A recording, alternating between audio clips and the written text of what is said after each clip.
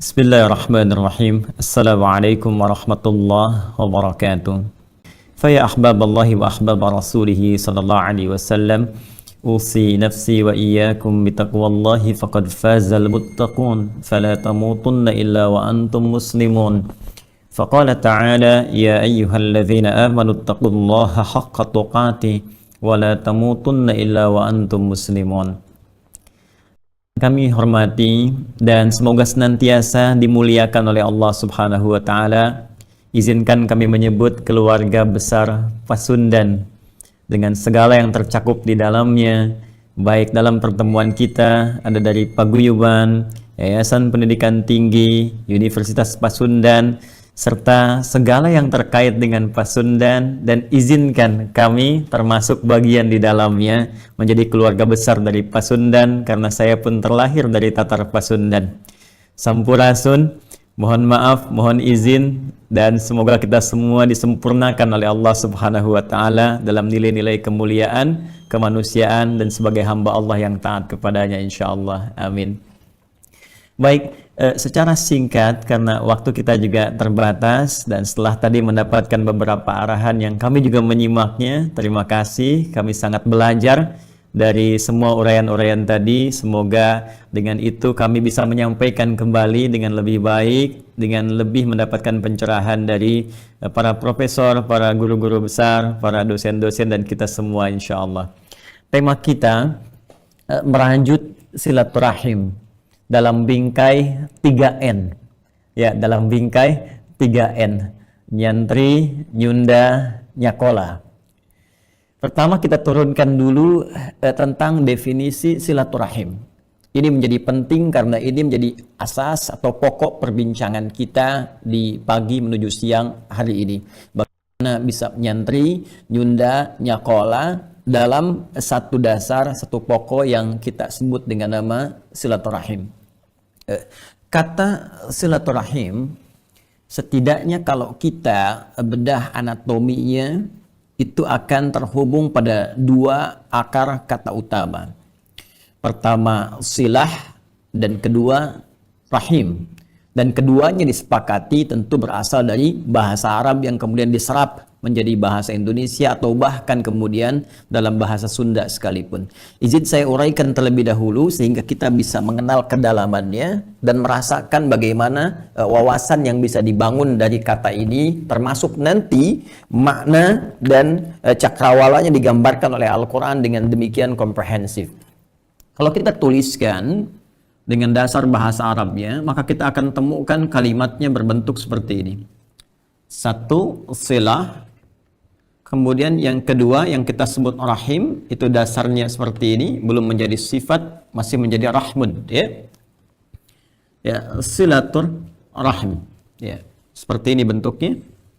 Kata yang pertama, kemudian kata yang kedua yang lalu kita terjemahkan ya dalam bahasa kita dengan nama ya, silaturahmi atau silaturahim. Ya.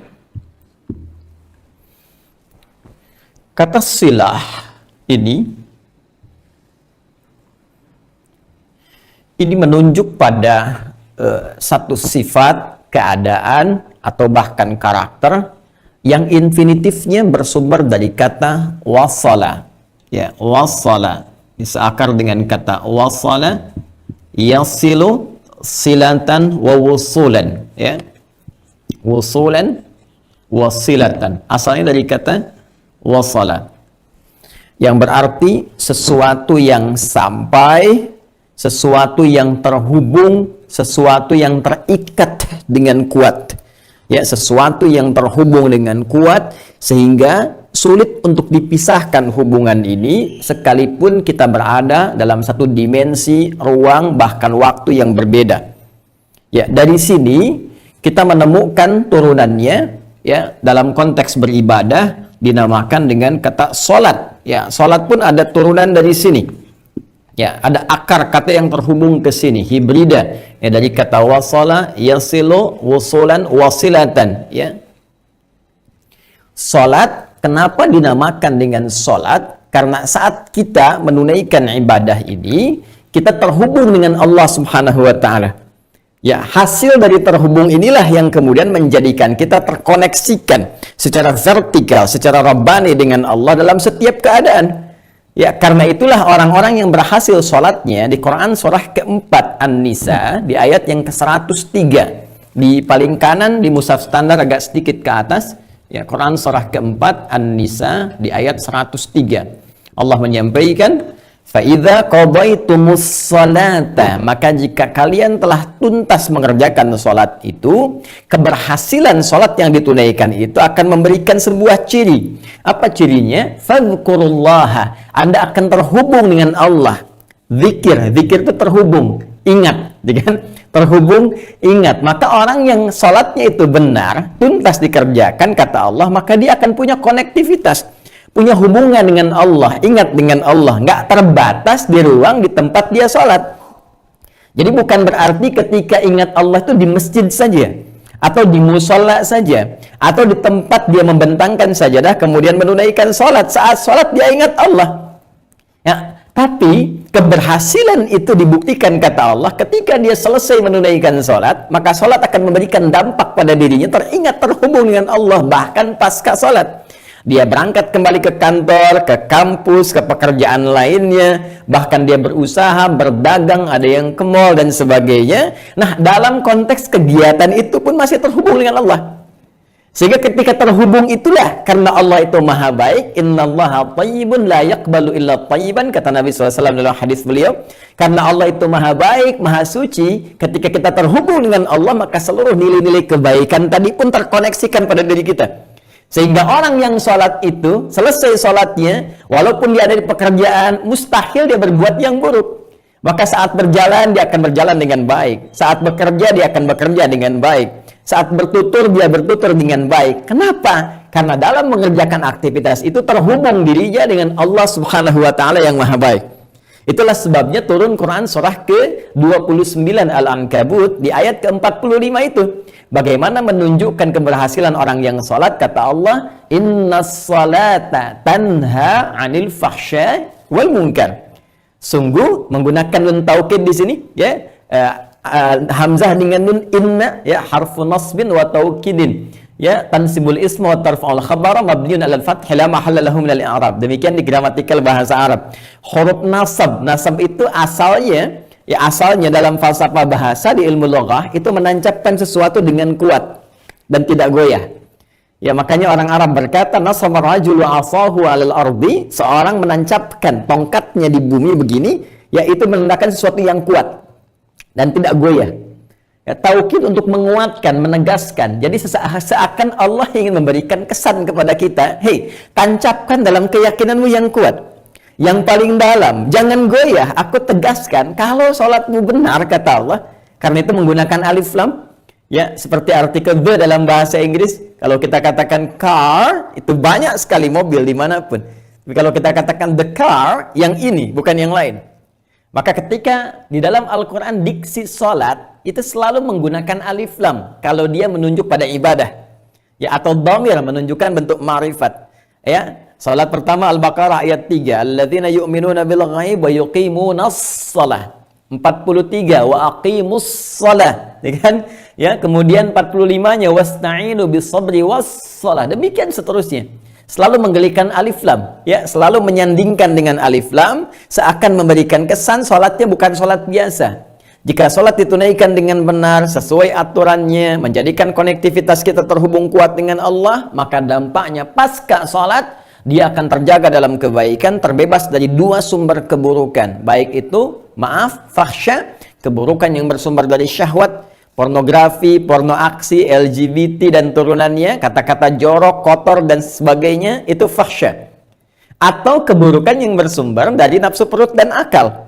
Mencuri, membunuh, merampok, korupsi, dan turunannya itu mungkar. Jadi cukup dengan sholat, pasti akan mentransformasikan diri kita berubah menjadi baik. Nah, itulah yang dimaksud dengan turunan kata silah. Dan kesini kita mendapatkan kata sholat. Ya, dalam fikih, sholat disebut juga dengan doa. Ya, kenapa disebut dengan doa? Karena saat kita berdoa, kita pun terhubung dengan Allah. Lagi-lagi kembali ke sini. Ya. Nah, jadi kalau kita ingin kembalikan kepada pokok dasarnya, mengambil hikmah dari formulasi ibadah yang kita tunaikan sebagai syariat 5 waktu dalam sehari, maka kata silah yang merajut tema kita saat ini, ya, merajut silaturrahim. Ya, dalam bingkai 3N, nyantri, nyunda, nyakola. Kemudian kita ingin turunkan kata silahnya seakan memberikan kesan kepada kita bahwa pertemuan kita, walaupun berlangsung lewat Zoom pada saat ini, ya, ingin memberikan sebuah kesan. Kita akan mencoba merajut satu hubungan yang kuat, yang erat tak terpisahkan. Jadi bukan hanya di Zoom ini kita bisa berkomunikasi, atau saat kumpul kita bisa tertawa, gembira, bahagia, bisa ngobrol karena orangnya ada. Jadi keberhasilan pertemuan ini bukan saat momentumnya berlangsung. Nanti pasca kita selesai Zoom, apakah di antara para dosen saling memperhatikan, apakah di paguyuban dengan YPT, bahkan dengan kampusnya saling membangun koneksi, minimal saling mendoakan, minimal memberikan perhatian. Begitupun dengan anak-anak mahasiswanya, apakah cukup mengajar di kelas saja untuk para dosen? Kalau memang kita bangun silah saat ini, maka lepas pelajaran pun kita doakan, kita arahkan, kita mohonkan, ya Allah, jadikan ilmu yang diajarkan bermanfaat, jadikan anak-anakku kemudian menjadi anak-anak yang mengabdi di masa depan, mengabdi dalam kemuliaan. Itulah silah. Saya saat kembali dari Timur Tengah ke Indonesia, kemudian bertemu salah satu guru kami. Ya, saya minta nasihat, lo mengajarkan. Ya, anakku, siang kau mengajar, memberikan segala yang terbaik yang Allah titipkan kepadamu. Malam kau bangun, bermohon pada Allah Subhanahu wa Ta'ala. Minta keikhlasan kepada Allah. Minta segala apa yang disampaikan itu menancap kepada jiwa. Dan coba koreksi dirimu. Apakah jangan-jangan yang disampaikan itu belum sempat kau amalkan? Dan ini ketika kita lakukan, itu memberikan sebuah hubungan konektivitas yang tinggi. Walaupun mungkin di antara sekian siswa atau bahkan jamaah yang saat kita mengajar belum tentu bertemu muka, tapi konektivitas itu ada dan dibuktikan dengan banyak hal. Ketika kita membawa nama kebaikan untuk isu Palestina kah, atau untuk isu di nasional kah, demi nilai-nilai kebaikan, ternyata responnya luar biasa. Itulah silah, itulah dahsyatnya silah. Maka ketika kita ingin katakan, kita ingin bentuk bingkai nyantri, nyakola, nyunda dengan konsepsi ini, seakan-akan 3N tadi porosnya harus diikat kuat dan tak terlepaskan. Dimanapun, kapanpun, atau dalam situasi apapun, alumni dari keluarga besar Pasundan, baik yang di kampusnya, keluarga besar paguyubannya, YPT-nya, semua akan bersinergi, memberikan sinkronisasi kebaikan, dan membawa energi yang dahsyat, terkoneksikan dalam konteks ibadah kepada Allah Subhanahu wa Ta'ala, bagi muslim tentunya, dan bagi non-muslim kita pun akan lihat seperti apa membangun, ya, kesamaan atau kesepakatan-kesepakatan universal minimal dalam konteks kebangsaan yang kita cintai di negara kesatuan Republik Indonesia ini. Jadi ini satu yang pertama. Nah, silah, ya. Jadi mohon izin, ini termasuk kebiasaan saya. Saya tidak menginginkan kita melihat atau menempatkan bahkan menuliskan sebuah tema, tapi kita tidak memahami dasarnya. Jadi ini adab dari para ulama kita terdahulu, dan para ulama kita tidak pernah menuliskan bahkan judul kitab kecuali memberikan sebuah kesan makna di dalamnya. Kedua, kemudian rahim. Ya, dasarnya begini, kenapa saya tuliskan dalam bahasa Arabnya? Karena nanti ada perbedaan antara rahmun dengan rahimun. Ya. Yang kita sering katakan silaturahim, ya, boleh jadi kalau diterjemahkan ke dalam bahasa Arab, ya, rahimnya itu mengambil kata yang ini. Tapi dasarnya dari sini. Karena itu saya tuliskan dulu dasarnya menjadi rahmi, ya, dari kata ini silaturahmi, untuk memberikan kesan yang kuat dari akar katanya, sehingga dari sini kita akan berikan turunan-turunan maknanya. Kata rahmun, kalau kita turunkan sebelum menggunakan alif lam, ya, dari entry kata ra, kemudian ha dan mim, 3 kata ini ditempatkan dalam suasana apapun, dalam derivasi apapun, baik menjadi Rahman, Rahim, dan turunan-turunan yang lainnya, bahkan dari kata sifatnya nanti rahmah, tidak akan keluar dari nilai-nilai kemuliaan dan kebaikan. Nanti lawannya cuma beda titik, rajima. Ya, lawan dari kata rahima itu rajima. Ra, jim, kemudian mim. Makanya kita menyebut Allah Ar-Rahman Ar-Rahim, kita menyebut syaitan rajim. A'udzubillahi minasyaitonir rajim. Kenapa disebut rajim? Karena dia berani melawan Allah. Ya, maka itu dipertentangkan secara diksi bahasa pun. Perhatikan bagaimana mukjizat Al-Quran, dahsyatnya diksi Al-Quran untuk menunjukkan Quran bukan buatan manusia, bukan rekayasa, bukan produk budaya, tapi firman Allah Subhanahu wa taala. Ya, ini ingin menunjukkan sebuah kesan di Quran surah ke-7 Al-A'raf di ayat 12 sampai 13 itu ketika Allah mengatakan ma mana'aka alla tasjuda idz amartuk. Hei, kenapa kamu melawan aku? Ya, ketika aku perintahkan kepadamu untuk sujud hormat kepada Adam, bukan sujudnya yang penting. Yang penting itu perintahku, kata Allah. Kenapa melawan? Ya karena melawan itu kemudian disebut dengan rajim, yang secara bahasa adalah pertentangan dari kata rahim. Nah, rahimah secara akar kata ini mengandung arti pertama perhatian yang tulus. Perhatian yang tulus. Ya. Kedua, rasa kasih sayang yang dalam. Ya. Rasa kasih sayang yang dalam. Kalau dalam konteks makhluk, kemanusiaan, ya kita nanti bedakan khalik dengan makhluk karena harus selalu berbeda. Ya, kalau sama maka berbahaya di sini. Boleh jadi nanti ada makhluk yang dipertuhankan. Ya, kaidah dasar dalam ilmu tauhid disebut Tuhan harus punya sifat yang sempurna, berbeda sama sekali dengan makhluk. Ya, maka ketika kita bawa dalam konteks ini pada dunia kemanusiaan atau makhluk, maka nanti ada tambahan yang ketiga. Ya, apa yang ketiga ini? Ini khusus dalam konteks makhluk. Ya. Perhatian yang tulus, kasih sayang yang dalam, sekalipun ini tambahan, sekalipun dalam mewujudkan ini mesti merasakan ya penderitaan atau pengorbanan. Nah, yang ketiga ini tidak bisa dibawa ke dalam konteks khalik Allah Subhanahu wa taala, ya jelas karena Allah tidak punya sifat menderita, ya tidak punya sifat berkorban, tapi lebih kepada kekuasaan absolut yang diturunkan dalam bentuk perhatian dan kasih sayang. Saking sayangnya, saking tulusnya kasihnya, perhatiannya kepada makhluknya, Allahu Akbar. Salah masih diampuni, dosa kecil berpeluang diampuni, dosa besar apapun sebelum nyawa sampai ke kerongkongan masih ditawarkan oleh Allah rahmatnya, rahimnya. Ini ada di Quran surah ke-39. Ya, Quran surah 39 ayat 53. Ya, Az-Zumar. Qul ya ibadiyalladzina asrafu ala anfusihim la taqnatu mir rahmatillah. Innallaha yaghfiru dzunuba jami'a. Hai hamba-hambaku, ya kata Allah, katakan Muhammad SAW kepada seluruh hambaku, sekalipun mereka banyak berlumur dosa, banyak mengerjakan maksiat, selama nyawa belum sampai ke kerongkongan, jangan pernah putus asa dari rahmatku, turunan dari kata rahimah. Dengan rahmat inilah aku berkenan mengampuni seluruh dosa, syaratnya sepanjang nyawa belum sampai kerongkongan. Ya itulah keadilan Allah, rahmat ini yang menjadikan Fir'aunnya pun Anda bayangkan, Fir'aun kan dahsyat sekali.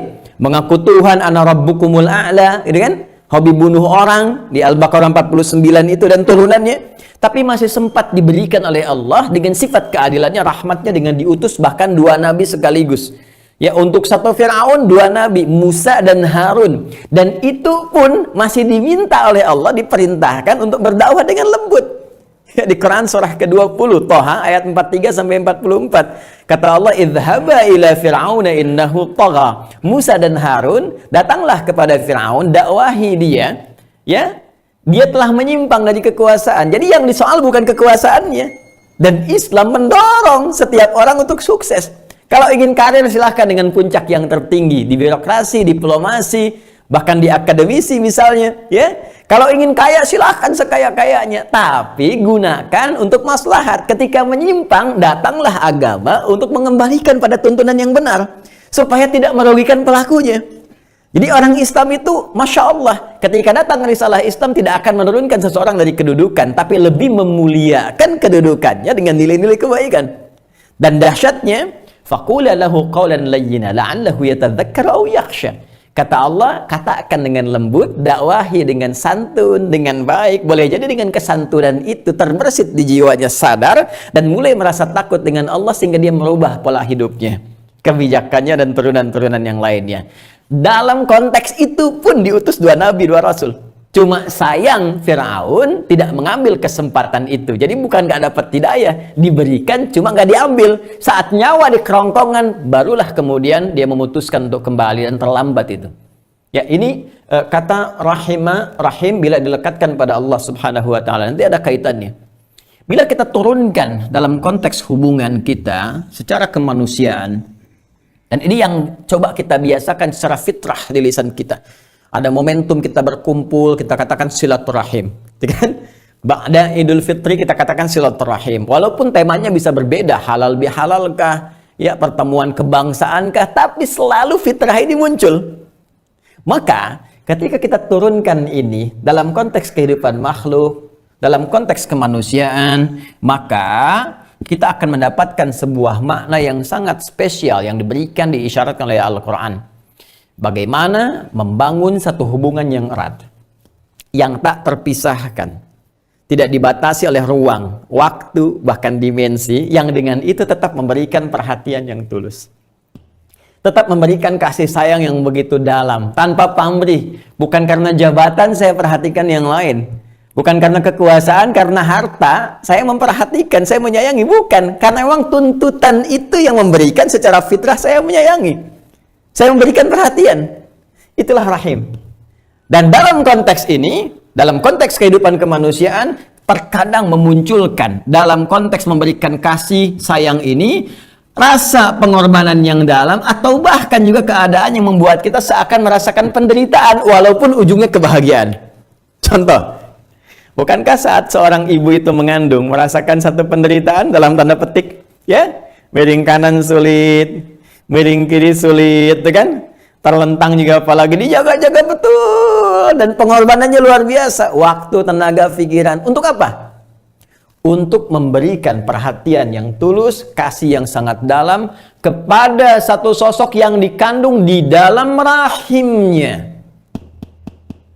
Itulah sebabnya kenapa ditempatkan namanya tempatnya rahim. Ya. Seorang ibu punya rahim. Ya. Rahim untuk seorang ibu. Kenapa tempatnya disebut dengan rahim? Karena di tempat itulah diberikan perhatian yang tulus, kasih sayang teramat dalam, walaupun bagi yang mendapatkan itu dan memberikan perhatiannya terkadang merasakan dalam tanda petik satu penderitaan, pengorbanan dalam keadaan, walaupun setelah itu dirasakan kegembiraan yang sangat luar biasa. Karena itulah seorang ibu yang merasakan perih dalam kandungan itu, ya, ketika saat mengandung, hilang semuanya itu seakan-akan lenyap ketika dia sudah mulai melihat bayi yang dilahirkannya. Itulah rahim. Ya, ada pakar hikmah mengatakan kenapa seorang bayi ketika lahir menangis, terlepas dari aspek yang lain. Ini pakar hikmah, ya, dan tinjauannya pun ilmu hikmah. Jangan nanti satu ilmu dinilai dengan ilmu lainnya sehingga tidak ada sinkronisasi. Pakar hikmah mengatakan kenapa seorang bayi terlahir kemudian menangis? Karena diantaranya dia merasa khawatir tidak mendapatkan lagi rasa kasih yang dia dapatkan saat berada dalam rahim ibundanya. Itu sebabnya ketika dia terlahir, Allah berikan fitrah pada lingkungan sekelilingnya yang menyambut dengan tersenyum, dengan bahagia, dengan sopan, dengan baik dalam semua konteks kehidupan. Makanya dalam konteks perjanjian level dunia pun, dalam konteks militer peperangan pun tidak boleh kemudian menyakiti bayi-bayi, anak kecil dan sebagainya. Karena itu ada sesuatu yang salah terjadi pada saat ini ketika di sebagian tempat ada bayi yang dieksekusi, bayi yang dibom, bayi yang dibunuh dan sebagainya, dan kita tidak tergerak, berarti ada yang salah dalam fitrah kehidupan kita. Dimanapun, dalam setiap keadaan apapun, cukup menjadi manusia. Cukup menjadi manusia dengan sifat yang Allah tanamkan pada diri kita. Nah, kembali ke sini, jadi kalau kita ingin bahas konteks ini, silaturahim, kemudian kita rajutkan dalam tema perbincangan kita saat ini, seakan ingin memberikan kesan bahwa pertemuan kita harus melahirkan rasa kasih yang dalam, perhatian yang tulus. Ini saya lihat Masya Allah, ini YPT-nya ada, paguyubannya ada, sivitas akademikanya ada, bahkan turunan-turunan dari yayasannya juga berkumpul. Nah, kita berevaluasi. Apakah sampai 61 tahun itu, ya, Universitas Pasundan itu hadir sampai dengan saat ini 61 tahun? Apakah konsepsi yang kita bincangkan saat ini sudah terjalin dengan baik? Berapa banyak alumni yang sudah tersebar sampai hari ini? Ya, minimal di Indonesia pada saat ini. Berapa banyak tersinergikan, terhubung dengan baik? Seperti apa nilai kebaikan yang telah dibangun dari visi yang dituliskan itu? Ya, apakah benar-benar nyantri, terajut dengan baik? Atau hanya nyakola saja? Ya, atau hanya nyunda saja? Maka disitulah kemudian kita mesti dudukan kembali, bincangkan kembali. Nah, dalam konteks inilah kemudian bagaimana cara kita menurunkan konsepsi ini dalam ruang wawasan Al-Quran dan hadis-hadis Nabi Sallallahu Alaihi Wasallam, karena sifatnya itu sudah pasti. Ya, kalau kita bicara banyak teori, setiap orang banyak teorinya, pakar A, pakar B, pakar C dan sebagainya. Tapi yang disampaikan oleh Allah Subhanahu wa taala itu sangat langsung, kalimatnya la haqqun min rabbika fala takunanna minal mumtarin. Ya, semua kebenaran mutlak absolut sumbernya dari Allah Subhanahu wa taala. Kalau dari Allah itu sudah pasti. Ya, sudah pasti benar. Karena itu mohon izin saya kembalikan pada Al-Qur'an dulu, ya, kepada hadis-hadis Nabi sallallahu alaihi wasallam, supaya kita mendapatkan satu persepsi yang sama, yaitu sumber kebenaran yang tidak perlu diperdebatkan. Baik. Izin, ini baru mukaddimah. Sekarang kita baru turunkan inti pembahasannya. Mudah-mudahan waktunya cukup yang diberikan dan kita bisa sesuaikan dengan term selanjutnya. Baik, kita mulai dengan surah pertama, di ayat yang pertama untuk menurunkan konteks ini dalam bingkai perbincangan kita pada saat ini. Quran surah yang keempat, An-Nisa, di ayat yang pertama. Apa saja unsur-unsur silaturahim yang mendorong kesuksesan kita menerapkan konsepsi ini dalam kehidupan? Quran surah keempat, An-Nisa, di ayat yang pertama. Pertama, unsurnya disebutkan oleh Allah dengan kalimat Ya ayyuhan nas. Saya bacakan dulu ayatnya secara tuntas, lengkap, baru kemudian kita bedah isinya. A'udzubillahi minasyaitonirrajim. Bismillahirrahmanirrahim. Ya ayyuhan nasuttaqu rabbakumul ladzi khalaqakum min nafsin wahidah wa khalaqa minha zawjaha wa batha minhuma rijalan katsiran wa nisaa'a wattaqullaha alladzi tasaaluna bihi wal arham innallaha kana 'alaikum raqiba. Baik, ini satu di antara sekian ayat, biasanya 3 yang Nabi SAW bacakan ya pada umumnya dalam konteks-konteks ta'lim, mau'izah hasanah atau bahkan khutbah Jumat beliau. Biasanya kalau selain surah Ali Imran ayat 102 itu ya ayyuhalladzina amanu taqullaha haqqa tuqatih wa la tamutunna illa wa antum muslimun, juga disertakan surah keempat An-Nisa ayat yang pertama. Mari kita lihat turunannya, Bapak dan Ibu sekalian. Saya izin saya hapus jenak ya untuk bisa memberikan gambaran lebih kuat di sebelah sini. Bismillah.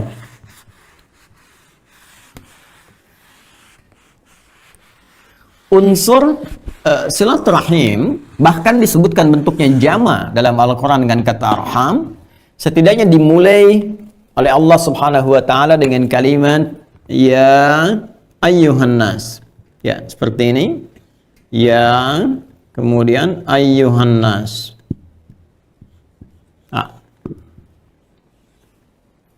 Baik ya, ya ayyuhan nasu. Demikian.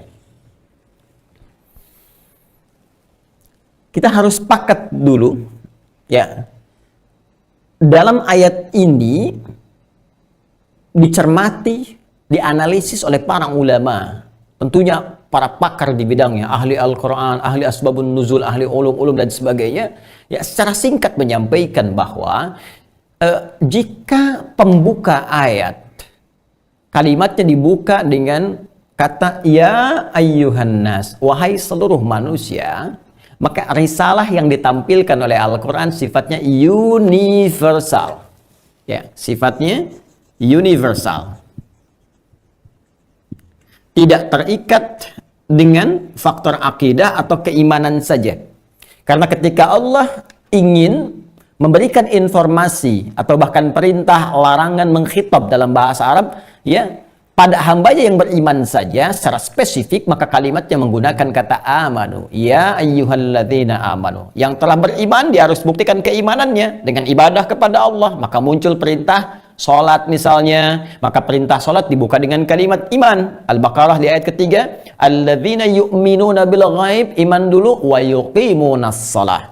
Kadang-kadang langsung dengan kalimat ya ayyuha, seperti perintah puasa yang kemarin kita tunaikan. Al-Baqarah 183, ya ayyuhalladzina amanu kutiba alaikumussyam. Ada yang ibadah sifatnya sosial dalam bentuk akhlak misalnya. Jangan saling mencela, jangan berbuat gibah, jangan bikin hoax. Maka menggunakan kata iman. Ya, Quran surah Al-Hujurat misalnya di ayat yang 11 itu, ya ayyuhalladzina amanu la yaskhar qaumin qaum, hai orang-orang yang beriman jangan saling mencela, ya kan? Ya, di ayat yang ke-12 jelas, ya ayyuhalladzina amanu ijtanibu katsiran minadh-dhanni inna ba'dadh-dhanni itsm. Hai orang-orang beriman, jangan berprasangka buruk, jangan bikin hoax, jangan menuliskan yang enggak benar, jangan berbuat yang kotor. Ya itu banyak sekali. Dan imannya dulu yang disebutkan. Jadi cukup menjadi orang-orang beriman pasti orang baik. Maka mustahil ya ada hoaxers itu dari kalangan beriman. Maka mustahil ada bazar dari kalangan beriman, karena ayat bazar pun ada di Quran tuh. Quran surat 17 Al-Isra ayat 27. Ya, wala tubadzir tabdzira. Janganlah menjadi bazar sebazar-bazarnya. Innal mubadzirina kanu ikhwana syayatin. Baik, silakan diteruskan supaya kita tidak terlalu luas ya.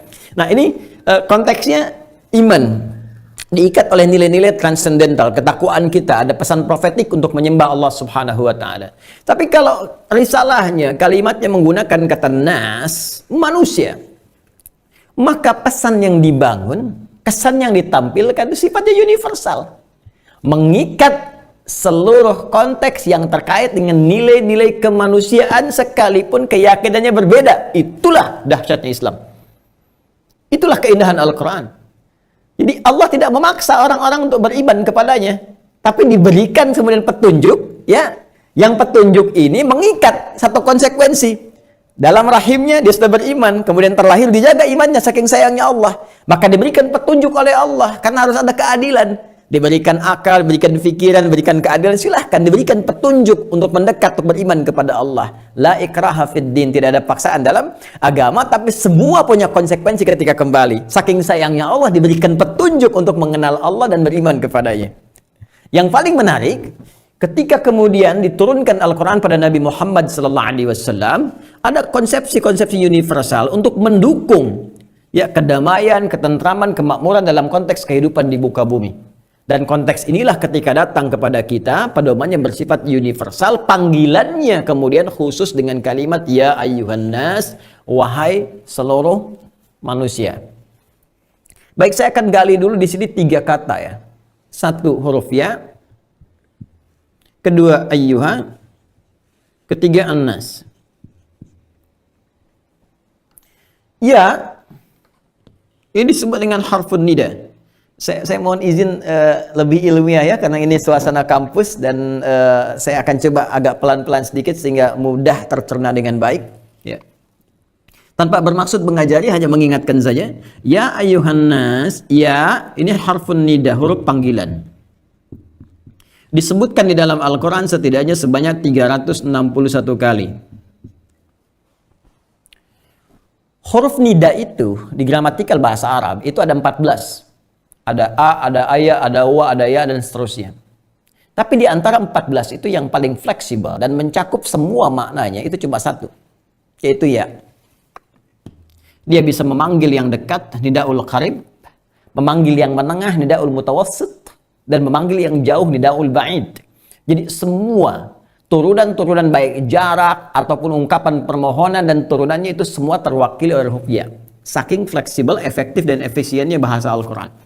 Ya, dalam konteks ini Allah ingin mengatakan, ya, dalam membangun hukum universal, ya, hei semua manusia tanpa kecuali, baik engkau dalam keadaan yang jauh, ya, sekarang, ya, mohon maaf walaupun kita dekat dalam Zoom, ya, secara virtual kita terhubung, tapi kan jarak kita tidak begitu dekat. Apalagi kalau kita bandingkan dengan yang di Amerika, yang di Spanyol, yang di Eropa, di Afrika dan sebagainya, ya. Kata Allah, ya, hei seluruh manusia, baik engkau sedang berjauhan, mutawasit ataupun sedang dekat di lingkungan sendiri, dekat dengan kita walaupun nggak langsung bertemu, atau bahkan qarib, terhubung sangat dekat, baik dalam hubungannya dengan Allah ataupun kita sama manusia. Ayyuha, Masya Allah, ayyunya munada menunjukkan taukid untuk penguat, penegas. Haknya tanbih untuk menunjukkan pengingat. Disebutkan ayyuha sebanyak 150 kali dalam Al-Quran. Kalau sudah menggunakan kata ayyuha, bisa Allah mengatakan ya nas, hai semua manusia. Tapi ketika menggunakan kata ayyuha, maka maknanya menjadi berubah. Ya ayyuhan nas, hei seluruh manusia, tanpa kecuali yang dekat, yang menengah, ataupun yang jauh. Bahkan di antara konteks kehidupan sosial kalian. Perhatikan baik-baik. Ayyu, aku tegaskan pada kalian semua. Ha, aku ingatkan pada kalian semua. Apa yang Allah ingin ingatkan? Kepada siapa Allah ingin tegaskan? An-nas. Disebutkan sebanyak 241 kali. Dan tidak pernah muncul kalimat nas dalam Al-Quran kecuali menunjuk pada sifat komunal. Berarti banyak, jamak. Dalam konteks hubungan sosial. Ini jamak. Dari kata al-ins yang menunjuk pada keadaan dan sifat, serta jamak juga dari kata al-insan yang menunjuk pada totalitas aktivitas. Al-ins disebutkan 18 kali dalam Al-Quran, insan disebutkan 16 kali dalam Al-Quran. Baik, jadi secara singkat, pertama, unsur silaturahim itu nggak mungkin terwujud silaturahim itu kecuali kata Allah pertama ada manusianya. Karena itu nggak pernah kan Bapak Ibu dengar ada silaturahim di kalangan para jin. Silaturahim malaikat misalnya kan, walaupun tiap tahun satu malam semua malaikat turun ke bumi dalam momentum Al-Qadar itu, kan? Inna anzalnahu fi lailatul qadar wa ma adraka ma lailatul qadar. Lailatul qadar khairum min alfi syahr. Tanazzalul malaikatu war-ruh. Ya, semua malaikat, bahkan malaikat Jibril turun tuh ke bumi, reuni di muka bumi, tapi nggak ada istilah silaturahim malaikat. Ya, Quran surah 97 itu kan, nggak ada istilah silaturahim di kalangan para jin misalnya, karena ternyata yang paling berhak, yang paling potensial, yang paling bisa mendapatkan makna ini nggak ada yang lain kecuali manusia. Ya, dan sifatnya universal. Jadi kalau kita ingin membangun konteks kemakmuran di tempat kita hidup, di bumi kah, atau skala kecil, ya, di Pasundan kah, ya, atau bahkan di Unpas misalnya, ya, kalau ingin kita tarik dalam nuansa-nuansa yang lebih kecil lagi, itu sangat luar biasa. Apa maknanya? Boleh jadi ingin diberikan kesan bahwa di konteks Unpas pun mungkin nggak semuanya orang beriman semua. Boleh jadi di mahasiswa atau di dosen mungkin ada yang non-muslimnya, ya, ada yang Kristennya misalnya, ada yang Budanya, ada yang Hindu. Kalaupun ada perbedaan dari segi keyakinan, tidak menghalangi kita untuk sama-sama duduk, bicarakan misi-misi universal, kegiatan-kegiatan yang luas, bagaimana membangun bangsa. Ya, setidaknya bagaimana membangun Unpas yang lebih baik ke depan dalam nilai-nilai kebaikan. Jadi ini konteks yang sangat indah dalam Al-Quran, dan di situ ada risalah dakwah. Jadi kalau orang menyadari agama Islam itu begini, risalahnya itu tinggi, maka boleh jadi hidayah itu cepat datang. Maka yang pertama, ketika kita bahkan menyelenggarakan momentum ini pun, kita bertemu, merajut silaturahim, jangan pernah batasi nilai-nilai pertemuan itu sepanjang konteksnya universal, luas, manfaatnya banyak, maka libatkan, ya, semua golongan yang mungkin memberikan peran-peran strategis dalam mewujudkan visi dan misi yang dimaksudkan. Satu, nas. Nas. Dan kalimatnya menggunakan nas, indah sekali. Ya, tadi saya katakan kata nas, dan nanti menjadi surah di surah penutup di Al-Quran, surah 114, surah paling favorit bagi semua muslim di muka bumi, termasuk di Unpas saya kira. Qul a'udzu birabbin nas. Itu kata nas, dia jamak dari dua akar sekaligus. Satu ins, ya, ins ini akar kata yang paling utama dari hamzah, nun dan sin. Dipasangkan di Al-Quran dengan kata jin. Ya, jadi kalau ada kata ins, seringkali ditemukan kata jin bersanding dengannya. 18 kali disebutkan dalam Al-Quran. Ya ma'syaral jin wal ins, wa ma khalaqtul jinna wal ins. Bahkan ketika jin dijamakkan menjadi jinnah, ins pun dijamakkan menjadi nas. Minal jinnati wan nas. Ya kan? Baik, kata ins dipasangkan dengan jin, ini suatu yang luar biasa. Karena memang secara diksi bahasa, ya, secara pandangan etimologi, keduanya itu memiliki makna yang berlawanan. Dan ini akan membawa karakter kemanusiaan bagi kita dan karakter kejinan bagi golongan jin. Ya, saya beri contoh begini misalnya. Ya, kalau kita turunkan. Kata jin Di dalam bahasa Arab, itu semua kata, Bapak Ibu sekalian, semua kata yang memiliki huruf jin dengan nun, ya, mau dibuat hibrida apapun, derivasi apapun, itu mengandung makna dasar, makna pokok. Ya, yang pertama, sesuatu yang tersembunyi. Tersembunyi. Ya. Kalau kita mau turunkan misalnya ke dalam bentuk janin, ya, dipakai ya pakai nun lagi janin. Kenapa disebut janin? Karena masih tersembunyi. Ya, dalam rahim ibunda belum keluar. Surga disebut jannah, ya, ada jim dengan nun tak di ujungnya. Kenapa disebut jannah? Karena masih tersembunyi, belum nampak dalam kehidupan kita sekarang. Nah, kembalikan ke tadi pasangannya ins, ya. Jin, kenapa disebut dengan jin? Karena memang fitrahnya tersembunyi. Fitrahnya tersembunyi. Ini fitrah jin nggak nampak dalam pandangan kita. Ya, makanya kalau ada jin melakukan penampakan, itu jin sedang keluar dari fitrahnya. Jin bermasalah itu. Ya, ada jin bermasalah. Apalagi yang manusia cari-cari penampakan jin. Ah, itu kurang kerjaan. Pasti repot itu. Ya. Jadi, awas hati-hati ya. Jin itu fitrahnya tersembunyi, nggak nampak dia. Ya, makanya nanti banyak riwayat termasuk dalam hadis-hadis Nabi Sallallahu Alaihi Wasallam yang menyoal seseorang yang bisa melihat penampakan jin itu pasti punya persoalan dalam hidupnya. Ya, punya persoalan. Baik. Lawannya itu ins. Ins, al-ins. Ya, sesuatu yang nampak. Nampak, terlihat, hadir itu ins. Makanya kalau ada orang-orang yang dalam hidupnya senang bersembunyi. Datang ke paguyuban sembunyi-sembunyi, ya kan?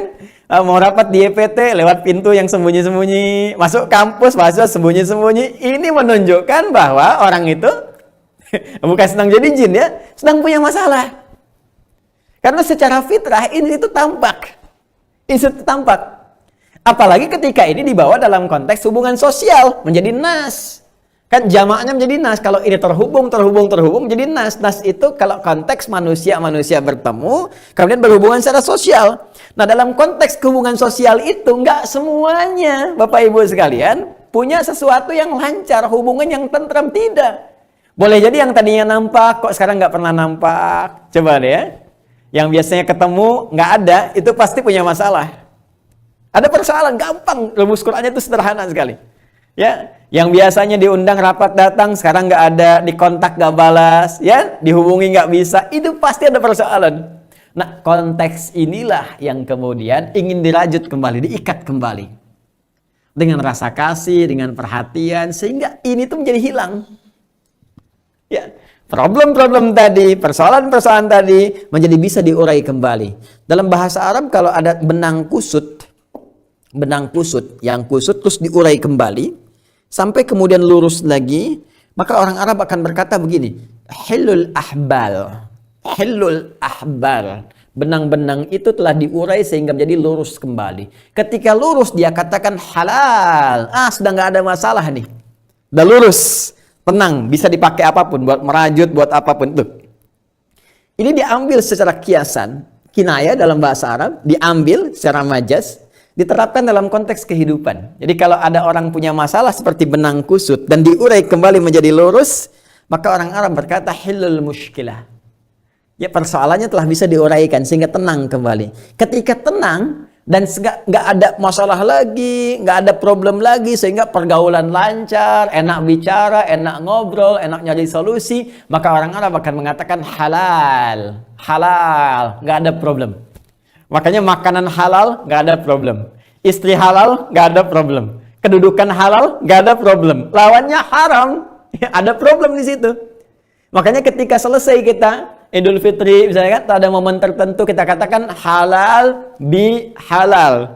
Ditengahi dengan kata ba, ada 14 makna dalam bahasa Arab. Di antara maknanya musahabah, ilsaq. Jadi halal menjadikan sebuah proses untuk menghilangkan semua persoalan-persoalan kehidupan, persoalan problem yang tidak nyaman dari satu kondisi objek dengan objek lain, satu pihak dengan pihak lain, ditengahi sehingga musahabah keduanya menjadi dekat kembali, ilsaq rekat kembali, dan tuntas hilang persoalan yang selama ini dirasakan.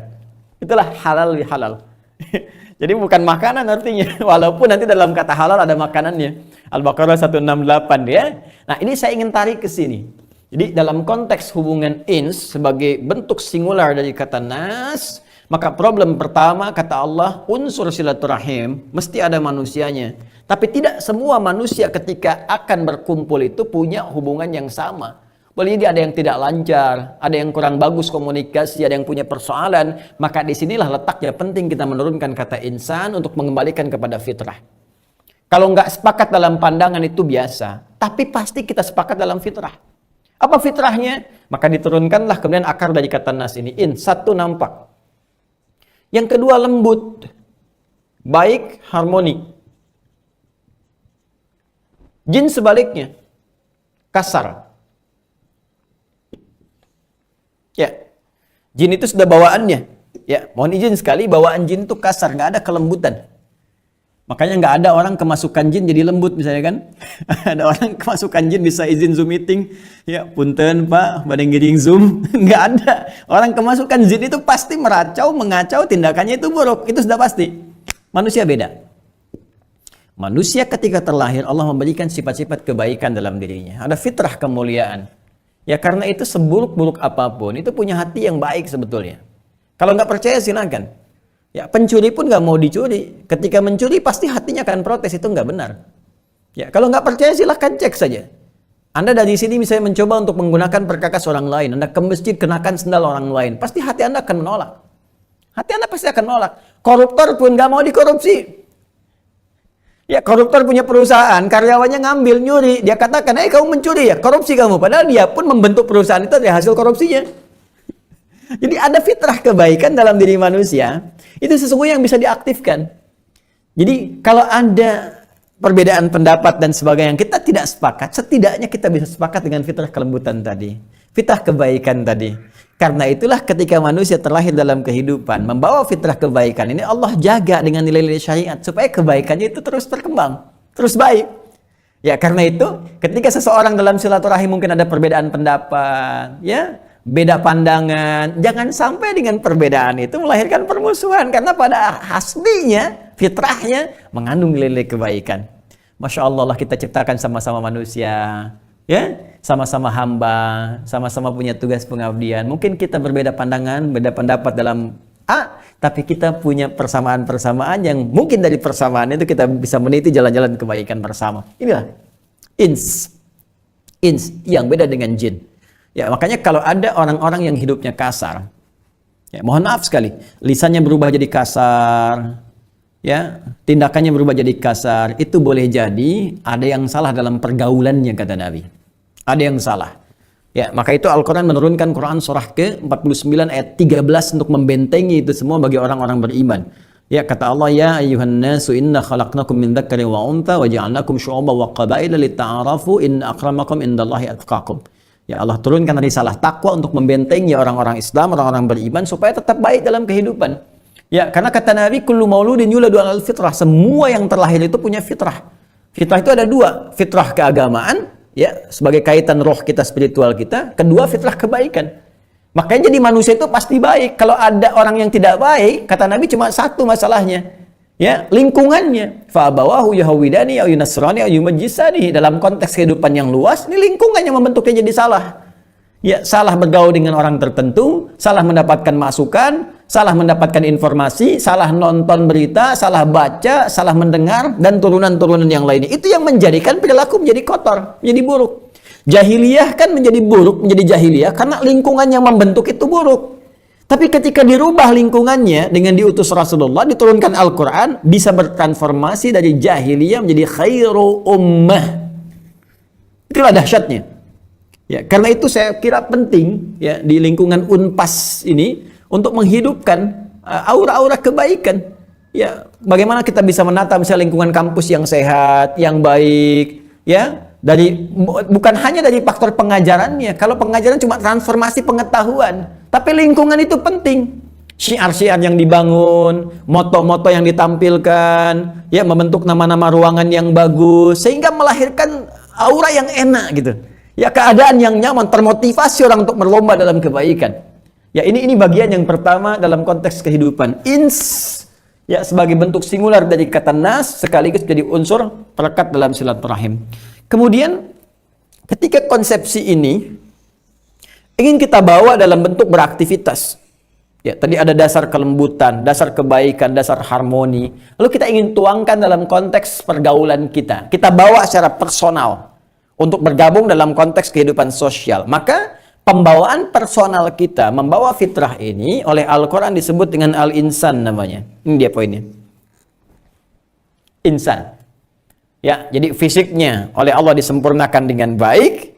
Ya, kemudian ditanamkan potensi-potensi kebaikan dan di situ dia beraktivitas. Makanya ketika menyebut fisik Allah menyebutkan al-insan. Ya, turun surah 95 itu, ya at-tin wat-tini waz-zaitun, ya wa turi sinin wa hadzal baladil amin laqad khalaqnal insana fi ahsani taqwim. Kemudian ketika berkait dengan amal, perbuatan, amal itu aktivitas. Ya, bahasa Arabnya aktivitas itu amal. Ya. Orang-orang beriman, orang Islam mesti baik aktivitasnya. Mesti baik. Kalau ada yang tidak baik, ada masalah minimal dengan imannya.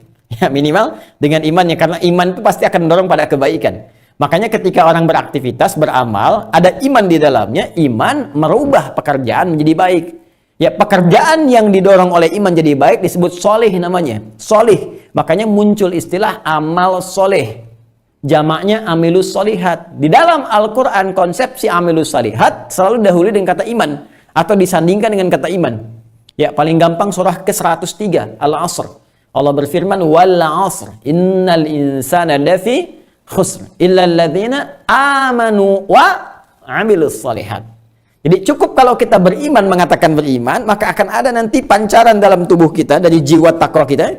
Quran surah ke-91 ayat 7 sampai 10, wa nafsin wa ma sawwaha fa alhamaha fujuraha wa taqwaha. Nah, takwa itu jiwa orang beriman. Jiwa takwa ini akan memberikan pancaran, ke lisannya maka bicara yang baik-baik, ke matanya melihat yang baik, ke telinganya mendengar yang baik. Makanya kalau kita belajar anatomi ayat Al-Quran terkait dengan fungsi tubuh, itu sering kali dibuka dengan kalimat iman. Mata dibuka dengan iman. Qulil mu'minina yaghuddu min absarihim. Lisan dibuka dengan kalimat iman. Ya ayyuhalladzina amanu la yasraq qaumin qaum, la yaghtab ba'dukum ba'da, sampai ke kaki. Ya, ingin menunjukkan kesan bahwa iman itu mendorong seseorang berbuat saleh, berbuat baik. Ya, tapi ingat, dalam konteks kehidupan, ya, kita berhubungan secara sosial, maka maknanya meluas. Ya, orang Islam itu seharusnya kata Allah jadi teladan. Apa bukti keteladannya? Tadi amal soleh tadi. Kalau ingin jadi soleh, maka harus disupport dengan perbuatan-perbuatan ibadah. Ya, tadi dalam bentuk ritual, ada sholat, ada puasa, ujungnya kan perbuatan baik. Ya, kalau kita tidak baik, maka mohon maaf, iman itu tidak akan memberikan sinyal dorongan kepada kebaikan. Ya, sehingga dibawa dalam beraktivitas. Idealnya orang beriman, mohon maaf sekali, dengan imannya dilatih. Jadi kekuatan iman itu, ya, spirit imannya dilatih dengan ibadah dalam bentuk ritual, seperti sholat misalnya. Ya, puasa, baca Al-Quran, ini semuanya latihan untuk menguatkan sinyal iman. Supaya ketika sholat dikerjakan, imannya kuat, didorong. Ya, dorong ke seluruh tubuh kita untuk memancarkan aura-aura kebaikan. Makanya fungsi sholat tadi saya katakan, tanha anil fahsyai wal munkar. Fungsi zakat membentuk sifat toleransi dan nilai-nilai kebaikan pada sesama. Ya, kemudian baca Al-Quran membuat kita lebih mulia. Hadisnya banyak sekali tentang ini. Ini yang didorong kepada aktivitas kita, sehingga tidak sekedar tampil dalam konteks insaniyah, konteks kemanusiaan. Tapi insaniyah yang disupport dengan nilai imaniyah namanya. Ya. Karena itu ketika turun surah Al-Asr memberikan komitmen, memanfaatkan waktu untuk beraktivitas, kata insan itu disatukan dengan kata iman dan amal soleh. Wal 'asr innal insan, sungguh demi waktu, demi kesempatan yang kami berikan pada setiap manusia untuk beraktivitas. Apakah sekedar aktivitas saja? Tidak. Ya, lafi khusr. Sungguh aktivitas ini akan salah. Kalau salah akan rugi. Ya. Kalau salah pasti akan rugi. Gimana supaya nggak salah? Illal ladzina amanu, maka isi aktivitas dengan dorongan iman, maka iman akan melahirkan amal soleh wa amilus solihat. Nah, amal soleh ini akan bermanfaat baik dalam konteks hubungan dunia, apalagi sampai dengan konteks hubungan akhirat. Hanya, ini yang paling pentingnya. Konsepsi ini tidak semudah yang dipraktekkan jika tidak benar kita berlatih di dalamnya. Maka tidak sedikit orang mengatakan beriman, tapi ternyata nggak ada tanda-tanda di keimanannya. Gampang. Bagaimana kita melihat tanda-tanda iman seseorang itu kuat? Terlihat dari perilakunya, akhlak. Makanya rumusannya kan sederhana. Ya, Ada ibadah, muamalah, akhlak. Seorang insan yang beribadah, dari ibadahnya ini dilatih punya kekuatan iman, dipakai bermuamalah, interaksi. Dari muamalahnya ini akan tampak akhlak. Jadi akhlak itu puncak tertinggi dari keimanan seseorang. Bahkan dari insaniah seseorang, semua akan sepakat, even itu yang berbeda keyakinan, ketika ada seseorang yang akhlaknya baik, adabnya mulia, sopan dan sebagainya, jangankan yang beriman, yang belum beriman pun pasti akan memberikan apresiasi yang tinggi. Itu sudah pasti. Makanya ini puncak tertinggi, akhlak ini.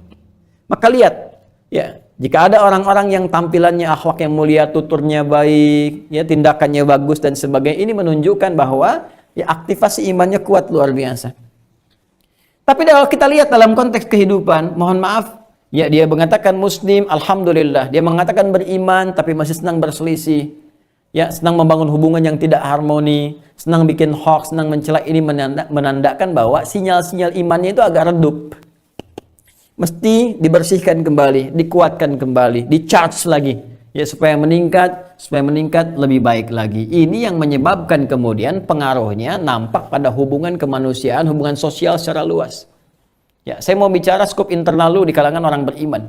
Ya, ini yang menjadikan kenapa orang-orang kok sama-sama Islam, sama-sama mukmin, ya, tapi kok bisa jadi ada yang saling bertengkar, saling mencemooh macam-macam. Apa persoalannya?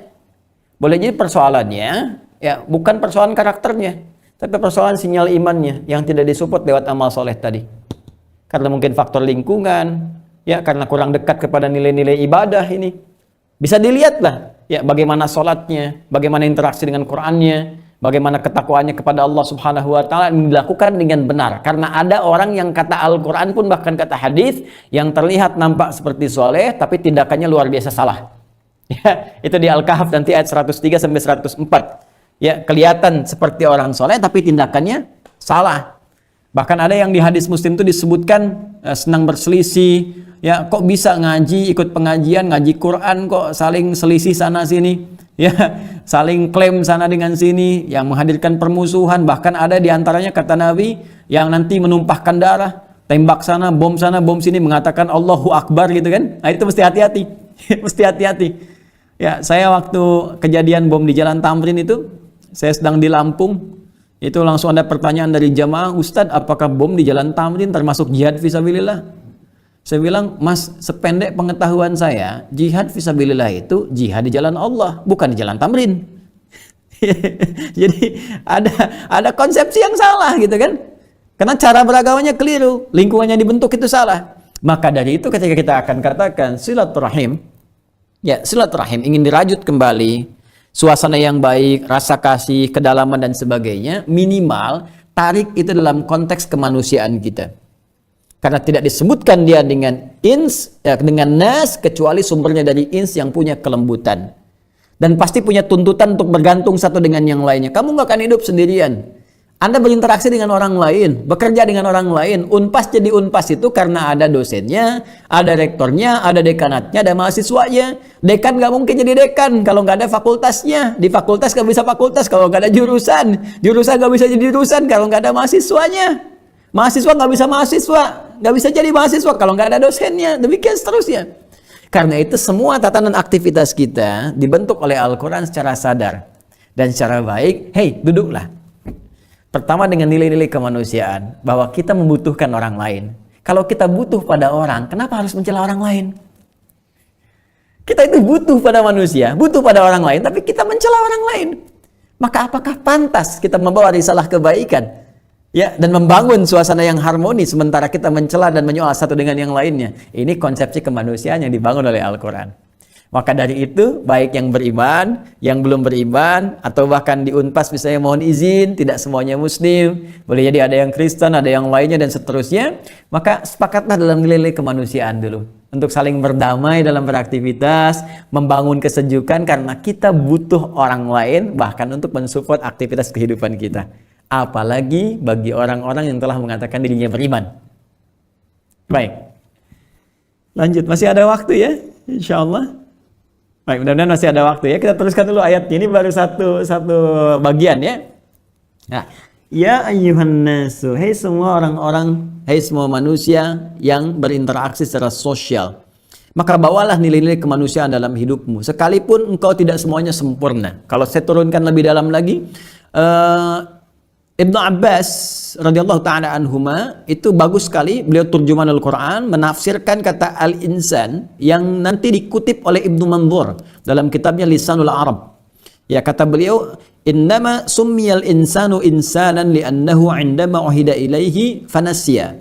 Kata insan ini itu seakar dengan kata nisyan. Punya relasi yang kuat dengan kata nisyan, yang berarti lupa. Kenapa manusia disebut dengan insan? Kata Ibnu Abbas, karena manusia ketika komitmen dengan Allah itu seringkali lupa. Komitmen untuk menghamba kepada Allah, Quran surah ke-7 ayat 172, begitu lahir lupa. Ya, komitmen untuk berbuat baik, ya begitu beraktivitas lupa, ya mencela dan sebagainya, mencuri dan seterusnya lupa. Jadi ada akar dari kata insan dengan kata nisyan. Nah, kata nisyan ini akarnya dari kata nasya. Nasya, saya lupa, nasitu. Kita lupa, nasina. Nah, dalam konteks hubungan sosial, annas itu kata nisyan sering disandingkan dengan kata khata. Khata. Jadi kalau nasya akhta'a, ya kata dasarnya. Nasitu akhta'tu. Nasina akhta'na. Di Al-Quran kata nasina dan akhta'na disandingkan di satu surah dan di satu ayat, yaitu Al-Baqarah ayat 286. Rabbana la tu'akhidna in nasina au akhta'na. Ini sangat luar biasa. Ini dalam konteks kemanusiaan pun kata Al-Quran, kenapa disebut dengan insan? Karena setiap manusia normalnya ketika beraktivitas, karena ada nafsu dalam dirinya, diwaswasi oleh setan, itu membawa peluang untuk lupa, yang dengan lupa mungkin salah. Ya, ini kalau bahasa singkatnya gini, kalau sedang silaturahim, aduh apunten abdi teh kamari kieu-kieu, udah biasa. Manusia. Itu biasa manusia. Ini kalau semua orang bisa begini, selesai kehidupan tuh, tenang. Ya. Aduh Pak, mohon maaf Prof, kemarin saya khilaf begini. Itu sudah khilaf. Namanya manusia pasti khilaf nih, nasia. Apalagi makanan kita nasi. Nasia, nasi itu, akal tuh nasi kathiran pada situ. Aku banyak makan nasi maka aku lupa. Jadi manusia ada, Masya Allah itu. Jadi kalau kita menyadari kita ini manusia, maka kita akan menilai wajar orang salah. Yang tidak wajar itu yang merasa benar dengan kesalahannya, maka perlu tindakan hukum, maka instrumen muncul di sini. Tapi sepanjang manusia khilaf dan dia menyadari dia salah, itu jalan kebaikan dan dia sadar dengan fitrahnya. Maka kalau kita sedang silaturahim, ada orang-orang yang biasa nggak ketemu dan sebagainya, tiba-tiba dia datang mengatakan, saya mohon maaf kalau itu biasa, saya juga begitu. Ya kan kita sama-sama manusia. Yang sempurna cuma malaikat. Quran surat 66 ayat yang ke-6, la ya'sunallaha ma amarahum wa yaf'aluna ma yu'marun. Ya, malaikat itu sempurna, nggak mungkin keluar tupoksi. Ya, Jibril turunkan wahyu aja, nggak mungkin tukeran nyambut nyawa dengan malaikat maut misalnya. Ya, atau pernah dengar malaikat Jibril korupsi ayat? Kan tidak. Jadi yang sempurna cuma malaikat dalam konteks makhluk. Kalau kita pasti salah. Jadi enak sekali kalau kita kumpul, kemudian kita saling bisa memaafkan dalam konteks demikian. Sampurasun kan? Ya, hampurasun itu kan dari kata satu di bahasa Sanskertanya, sampura dari kata hampura di Sunda. Ya, kemudian dengan samparna dari kata sempurna, pakai nanti ingsun di akhirnya menuju pada Anda, saya, kita. Ya, kita berharap kemudian kalau kita ada sesuatu yang kurang, mohon maaf. Makanya saya katakan sampurasun sebelum mulai, mohon maaf nih. Mungkin mohon izin ya mengambil waktunya, mengambil kesempatannya untuk menyampaikan sesuatu, lalu Anda jawab dengan rampes, saya maafkan gitu kan. Itu kan sudah normal gitu dalam kehidupan kita. Ya, Sunda itu luar biasa Pak, 60% bahasa Sunda itu saya riset, saya di ilmu bahasa. Itu banyak terambil dari bahasa Arab, banyak yang terilhami dari bahasa Arab. Ya. Batmun jadi beteng gitu. Funduk ini banyak sekali, banyak kalau mau kita turunkan. Bahkan dulu saya belajar ilmu hadis itu, dosen saya kalau mau contohkan hadis palsu, ya itu pakai bahasa Sunda. Pakai bahasa Sunda.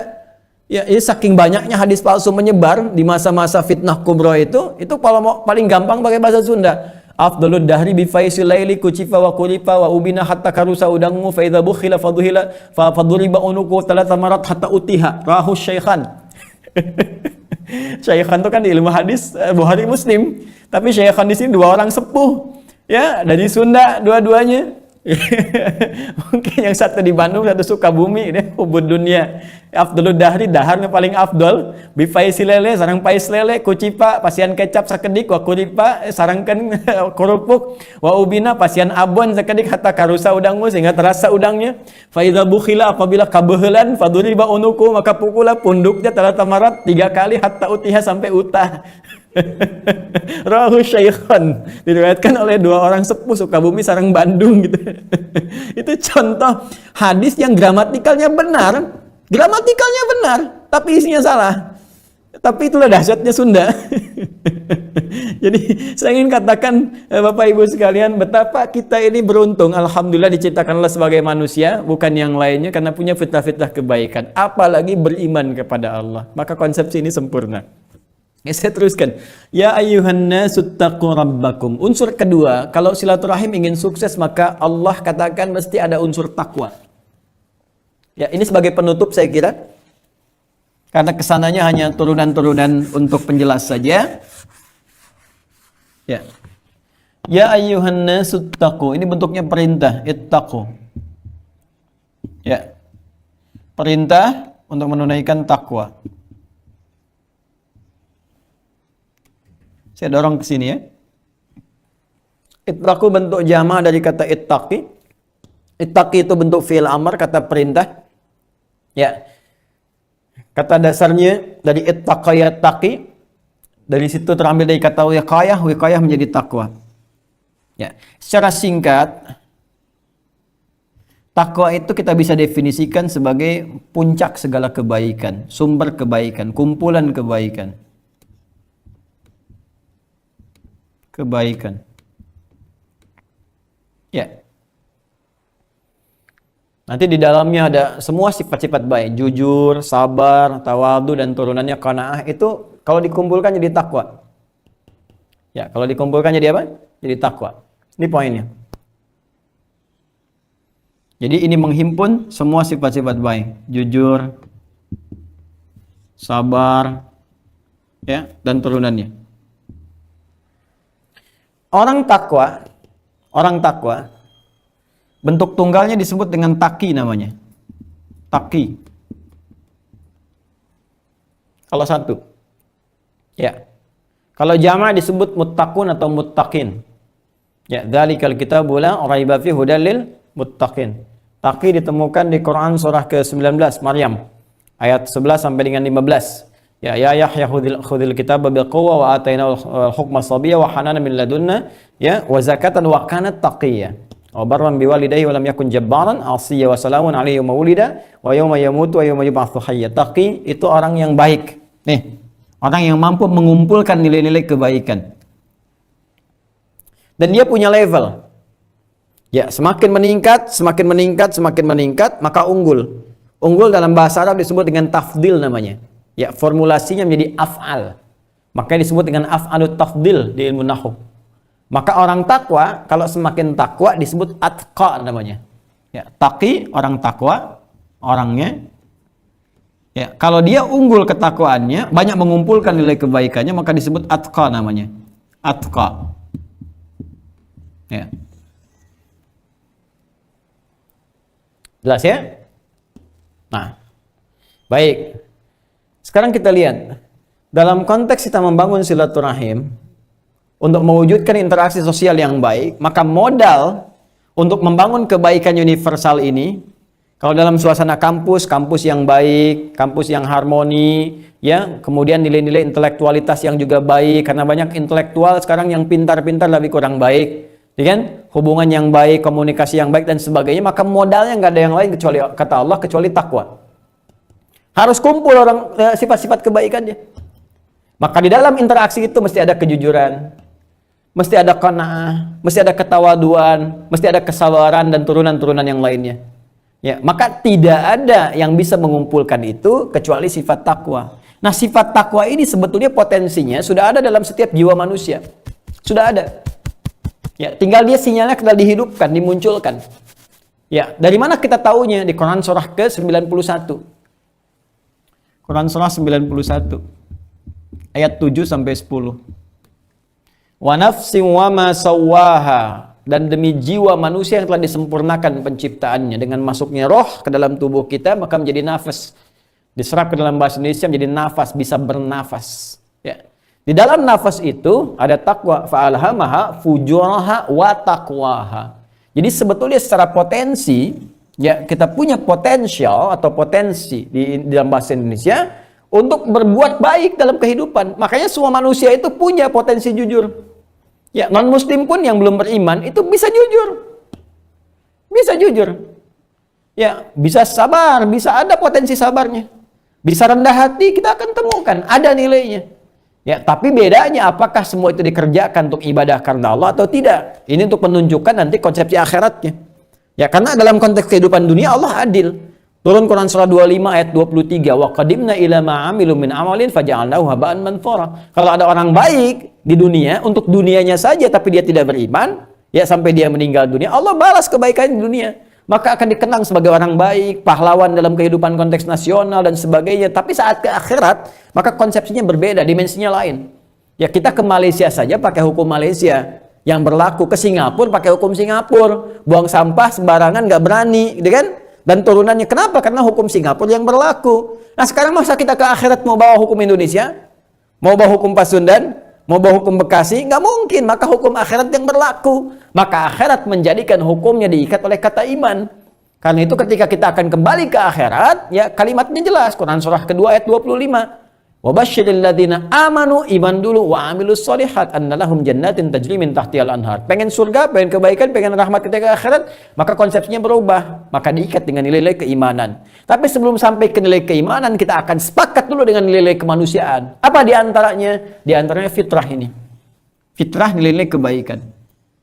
Nah, untuk memunculkan sinyal takwa ini supaya dilatih benar dan punya dua nilai, dunia dan akhirat, karena konsepsi Islam itu sederhana. Dunia dan akhirat. Itu saja. Jangan sampai ada dunianya nestapa, ya, atau akhiratnya sengsara. Dunia harus seimbang. Jadi jangan begini kalau ada yang mengatakan pilih mana, ya, miskin dunia atau kaya akhirat, ya, atau kaya dunia, miskin akhirat. Jawab langsung. Konsepsi Islam itu sederhana, kaya dunia, kaya akhirat. Jadi nggak bisa dibenturkan. Sama dengan Pancasila dengan Al-Quran nggak bisa dibenturkan. Nggak bisa dibenturkan. Di dunia dengan, karena nggak mungkin ke akhirat itu baik kalau nggak ada bekal dunia, mustahil. Makanya kita berdoanya kan dunia baik, akhiratnya baik. Quran surah kedua ayat 201, wa minhum may yaqulu rabbana atina fid dunya hasanah wa fil akhirati hasanah. Ya kalau dunia hasanah, akhirat hasanah, wa qina adzabannar, nggak mungkin masuk neraka. Karena untuk menuju akhirat yang baik itu mesti baik dunianya dulu. Ya, nanti baik dunia itu relatif. Dengan harta, bagaimana buat harta jadi baik, ya kan? Dengan kedudukan, buat kedudukan itu dunia jadi baik, akhiratnya baik juga. Dengan ilmu mencari, di dunia kan kita mencari untuk mendapatkan akhirat yang baik. Jadi dunia baik, akhirat baik. Itu konsepsi di Islam. Ya, jadi nggak ada sebetulnya konsepsi dunianya itu sengsara, akhiratnya itu kemudian bahagia dan sebagainya. Tidak. Kesengsaraan itu kembali kepada konsepsi hidup kita masing-masing. Allah itu mengangkat derajat kita untuk mulia dunia dan akhirat. Tinggal kita memilih di antara itu mana yang ingin kita maksimalkan. Keduanya oleh Al-Quran dibimbing. Maka supaya takwa ini tidak hanya berarti di dunia. Ya. Karena kalau cuma dunia saja, nanti nilai kebaikannya terbatas kepada sifat-sifat duniawi saja. Ada jujur dalam bertugas, ada. Jujur dalam bekerja banyak, ya banyak sekali. Dalam berinteraksi sosial jujur ada. Cuma ketika nggak jadi nilai akhirat jadi persoalan. Ya, haba'an manthura. Nggak ada nilai di dalamnya. Nggak ada nilai. Karena itulah kemudian untuk mengaktifkan sinyal ini, maka Allah memberikan jalan. Jalan yang besar, yang luas. Dalam bahasa Arab disebut dengan syariah. Syariah itu jalan lebar, luas. Kan? Nah, ketika ditarik dalam konsepsi sifat, maka ditunjukkan dengan tak di ujungnya. Maka berubah jadi syariat namanya. Syariat itu jalan. Ya, syariat Islam. Jalan-jalan berislam yang luas dan baik. Ya, karena surganya luas, maka jalannya pun luas, terbentang, luas, banyak. Ya, maka turunlah konsep syariat. Apa diantaranya? Dilatih dengan sholat, ya, dilatih dengan puasa, dilatih dengan berhaji. Itu kan falsafah hikmahnya. Semua ibadah itu menjadikan diri kita, ya, meningkat menjadi takwa. Kalau nggak percaya silahkan cek. Kita baru puasa kemarin. Tujuan utamanya apa? Takwa kan? Al-Baqarah 183. Ya ayyuhalladzina amanu kutiba alaikumussyam kama kutiba alal ladzina min qablikum la'allakum tattaqun. Haji yang sekarang berlangsung terbatas, kita doakan pandemi berlalu ya. Musim depan insyaallah kita akan berhaji dalam suasana yang baik dan sebagainya insyaallah. Tapi kembali ke Quran surah kedua ayat 197. Quran surah Al-Baqarah ayat 197. Apa Allah sampaikan? Ya orang-orang yang berhaji itu bekalnya takwa. Al-hajju asyhurum ma'lumat. Faman farada fihinna al-hajja fala rafatha wala fusuqa wala jidala fil hajj. Wa ma taf'alu min khairin ya'lamuhu Allah wa tazawwadu fa inna khairaz zadi taqwa. Kurban takwa, sebentar lagi kita kurban. La yanalallaha luhumuha wala dima'uha walakin yanaluhu taqwa minkum. Di sebuah latihan ibadah itu syariat jalan. Jalan menuju apa? Jalan menuju ketakwaan. Takwa yang bagaimana? Takwa yang melahirkan kemuliaan dunia plus kebaikan akhirat. Jadi salat yang benar itu kan hudal lil muttaqin kan? Diberi petunjuk bagi orang takwa. Siapa orang takwa? Alladzina yu'minuna bil ghaib wa yuqimunas shalah. Imannya menyuruh dia salat. Salat yang benar itu membentuk pribadi takwa. Puasa yang benar membentuk pribadi takwa. Ya, haji yang benar membentuk pribadi takwa. Bagaimana takwanya di dunia diungkapkan dengan perbuatan baik ini? Jujur, sabar, mulia dan sebagainya. Semakin tinggi salatnya, semakin meningkat takwanya. Naik derajat dari taqi menjadi atqa. Nilai takwa ini yang kita bawa dalam bekal-bekal interaksi kemanusiaan sehingga membawa risalah dakwah dalam kehidupan. Maka turunlah Quran surah ke-49 ayat 13 yang merangkum ini semua. Dan pakai nas lagi. Ya, silakan cek kembali ya. Ya ayyuhan nasu, hei semua manusia. Inna khalaqnakum min dzakarin wa untha. Kami ciptakan kalian ada lelaki ada perempuan. Jadi manusia itu cuma dua. Kalau bukan laki-laki, perempuan. Nggak ada yang tengah-tengah di antaranya. Nggak ada yang laki-laki ke perempuan-perempuanan atau perempuan ke laki-lakian. Kalau bukan laki-laki, pasti perempuan. Manusia. Wa ja'alnakum syu'uban wa qabail. Lalu kami jadikan kalian berinteraksi sosial dalam kehidupan. Syu'uba, berkomunitas. Ya, bahkan di kampus-kampus pun ada komunitasnya tuh. Ya, sampai konteks kebangsaan, konteks dunia secara global, itu semua ada komunitas. Dari RT kita, RW, kelurahan, sampai kemudian kecamatan, kabupaten, provinsi, negara. Ya, setelah itu kemudian benua, ya kan? Ada konteks negara, ada konteks benua, itu semua syu'ub namanya. Wa qabail, di dalam syu'ub pun ada kabilah-kabilah. Ya, silahkan cek kita. Ya, di Sumatera ada sukunya sendiri, ya. Berapa banyak suku di sini? Ya, kita punya slogan Bhinneka Tunggal Ika, berbeda-beda walaupun berbeda satu tujuan kan? Ya, satu tujuan. Itu kan banyak suku di kita juga. Di Arab juga banyak suku. Di Sunda apalagi? Ya, kakinya suku semua. Jadi paling banyak suku di Sunda gitu. Jadi mohon izin Bapak Ibu sekalian, itu qabail. Tapi apa tujuannya? Litarafu, supaya kalian membangun harmoni dalam kehidupan. Interaksi, saling mengenal, kita membangun sinergi, membangun jaringan, kan? Unpas juga demikian. Dengan ini kan kita bangun jaringan, sinergi, saling mengenal, mempromosikan diri. Tapi yang paling hebat kata Al-Quran, ketika kalian berinteraksi itu, ini kan luas, universal. Tidak hanya dengan orang beriman saja, mungkin dengan yang belum beriman dan sebagainya. Maka bawalah nilai kemuliaan dalam bentuk takwa. Tutup di ayatnya dengan kalimat indah. Inna akramakum indallahi atqakum. Maka manusia mulia, kata Allah. Manusia terbaik dalam pandanganku. Masya Allah. Anda dipandang rektor baik, senang. Dipandang presiden baik, senang. Ya, dipandang orang baik, senang. Kenapa kita nggak senang dipandang baik oleh Allah? Maka kata Allah, yang mulia dalam pandanganku adalah orang yang saat berinteraksi, dia bisa meningkatkan nilai ketakwaannya. Atqakum. Inna akramakum indallahi atqakum. Sungguh yang paling mulia, yang paling bagus perangainya ketika berinteraksi dalam kehidupan adalah orang yang paling takwa di antara kalian. Artinya, bawa takwa dalam relasi kemanusiaan kita. Dan latih nilai ketakwaan itu dengan ibadah kita. Ya, dengan sholat kita, puasa kita, zakat kita, kurban kita. Maka tampilah nilai-nilai keindahan, jubah-jubah ketakwaan. Makanya di Quran surah Al-A'raf itu jelas kalimatnya. Ya, jelas. Walibasut taqwa dzalika khair. Ya, walibasut taqwa, dan pakaian ketakwaan itulah yang paling indah, yang paling bagus menghiasi setiap pribadi insan beriman pada Allah Subhanahu wa taala.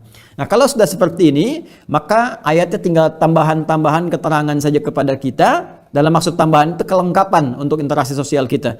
Ya ayuhan nasu taqu rabbakumul ladzi khalaqakum min nafsin wahidah wa khalaqa minha zawjaha wa batta minhuma rijalan katsiran wa nisaa. Hei manusia semuanya bertakwa kepada Allah seperti Allah ciptakan manusia pertama Adam alaihissalam, pasangannya Sayyidah Hawa, keduanya membawa nilai ketakwaan, nilai kebaikan. Jaga diri kalian dengan baik, kalian akan berkembang, berketurunan, menyebar satu dengan yang lainnya. Ya, wattaqullaha, dan tingkatkan takwamu kepada Allah. Ya, wattaqullaha alladzi tasaaluna bihi wal arham, yang kalian biasa berdoa bermohon kepada Allah. Maka tingkatkan takwa kalian dan bangun silaturahim dengan nilai takwa itu. Ini yang ingin saya katakan. Wal arham bentuk jama dari kata rahim. Ya, seakan ingin memberikan kesan jangan cuma diunpas saja silaturahimnya, tapi jadikan arham. Ya, unpas, bagaimana hubungan unpas dengan masyarakat sekitar, bagaimana unpas dengan tataran Pasundan, bagaimana unpas dengan tataran kebangsaan Indonesia, ya, bagaimana unpas dengan dunia internasional. Maka jamakkan rahimun dengan arham, sehingga unpas dikenal baik, baik di lokal, di tataran Sunda, Pasundan, atau bahkan di negara, atau bahkan di dunia internasional. Jadi ini kurang lebih tema kita, merajut silaturahim. Ya, dalam bingkai 3N, nyantrinya sudah dapat ini bingkainya, nyakolanya ya di Unpas dengan sistem yang berlangsung di dalamnya, kemudian nyunda ya dengan budaya yang kita bawa, dan budaya insya Allah ya yang saya ketahui insya Allah apa yang kita tampilkan tidak akan bertentangan dengan nilai-nilai baik kemanusiaan, apalagi dengan nilai-nilai Islam dan turunan yang lainnya. Tinggal kita membawa nilai spirit keagamaan ya pada budaya-budaya kita, ya pada ilmu-ilmu kita, sehingga membentuk spirit ISQ yang baik spiritual question, emotional question, intellectual question dengan yang lebih baik lagi insya Allah.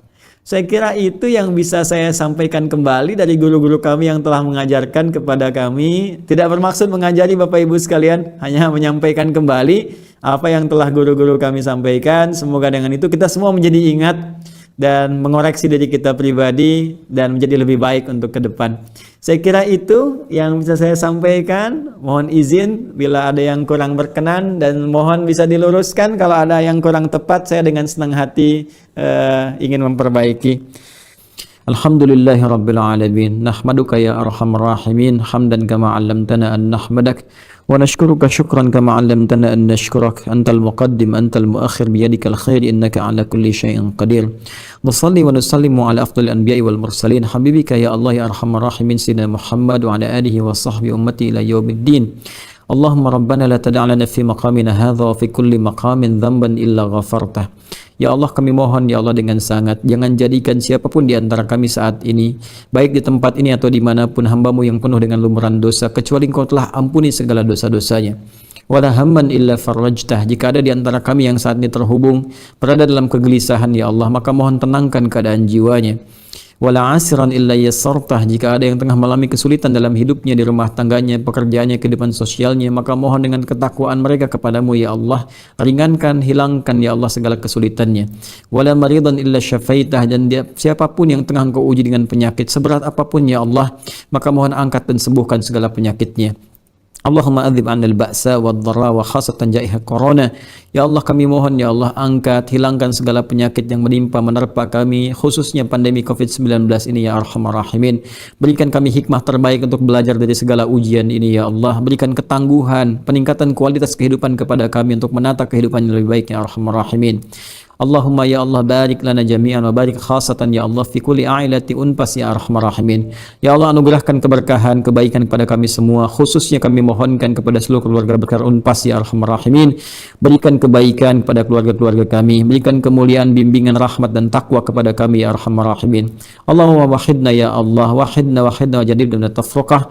Ya Allah, satukan ya Allah kami dalam kebaikan, jauhkan dari perpecahan. Wahfad biladana hadhihi ya Allah al-mahbuba an Indonesia, wa anta tardahu wa taghfir laha ya arhamar rahimin, baldatan thayyibatan wa rabbun ghafur.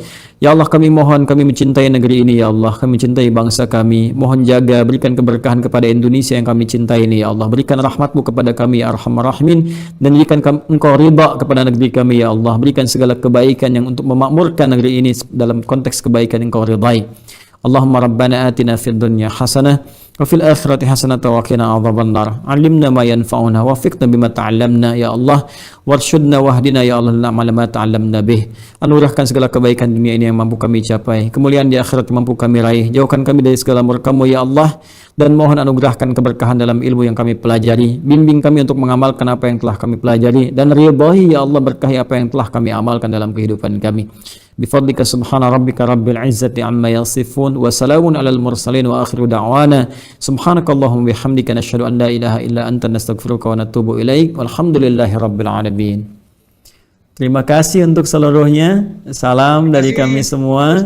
Dan ya, mohon selalu bimbingan dan doa dari Bapak Ibu sekalian. Sampurasun, hatur nuhun, sadayana. Assalamualaikum warahmatullahi wabarakatuh.